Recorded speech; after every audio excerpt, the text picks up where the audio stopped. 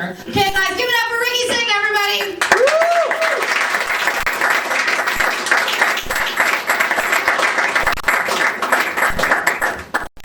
Good evening, ladies and gentlemen.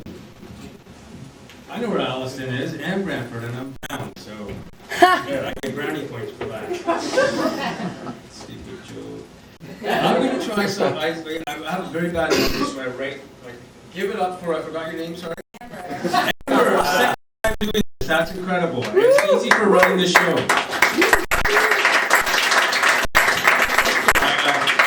I think it's like maybe my fifth or sixth time or something like that. I don't know.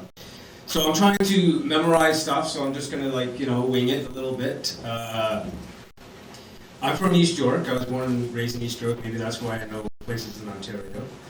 But, I watch a lot of commercials, and there's no stool here, so I'll just put this down right there. I watch commercials. I'm in advertising. I sell advertising. And has anybody seen first of all, how many comics are here, actually? Non-comics. That was another stupid joke. Has anybody sent gold in the damn envelope from that stupid commercial? First, before I make fun of it, has anybody done that? No.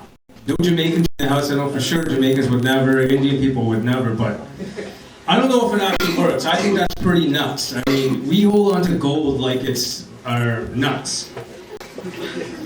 Said nuts too many times. I'm going to move on to my next joke. It's a sexual joke. I figured it's Saturday night, so I'll bust out some sex jokes.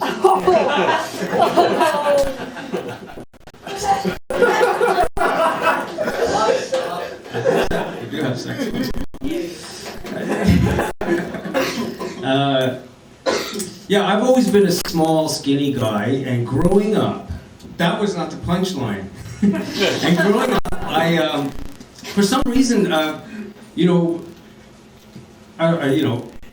extra weighted women were attracted to me, and I think that's an ongoing thing. And talking to some of my friends, they always tell me, "Oh yeah, the skinny guys," and the opposite ways is always, skinny guys are always running away from overweight women. But I accepted it because now I have a fetish, and I'll tell you why. Because back in the day, I thought to myself, if I ever become a comic, I will tell this in front of everybody. I was probably about 6 or 7 years ago in one of those smoky circles doing a little ganj.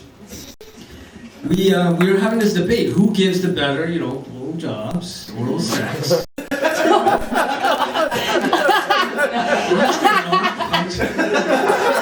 Okay, I'm just kidding. So since I had the most experience, I used to tell this another non-punchline. Just make fun of myself and everybody will laugh. So honestly, and I'm sure people have discussed this in the past too, but so we were discussing, what type of girls give better blowjobs. So I stopped it right cold and I said, the more weight a woman has, the fatter the girl, the more voluptuous they, in my experience, have given better oral sex. Okay? I've been with the skinny model type, the athletic type, and the really voluptuous type.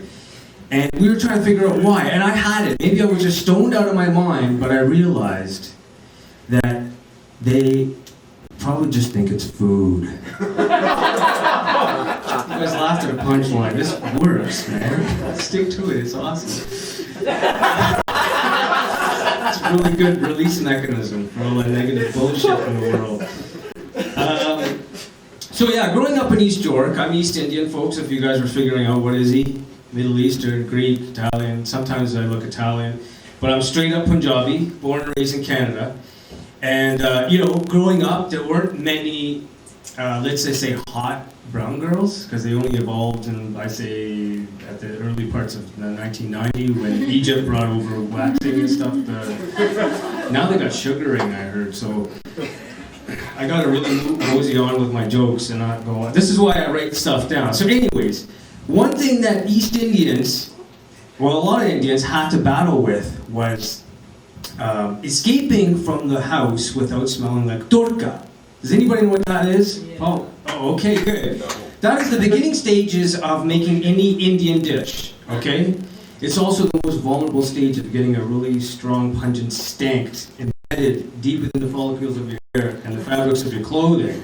So we would have to, as soon as Mom started cooking this shit, and I mean the onions and the garlic hit the oil, that sets off an alarm. You gotta get the fuck out of the house as quick as possible. Fat girl, skinny girl, middle, nobody's gonna date you back in that day. Now it's like they lick it off you because curry's skin is cool. So anyways, it was like the Olympics, alright? As soon as you heard it, it was like, oh. Dun dun dun dun dun dun dun dun dun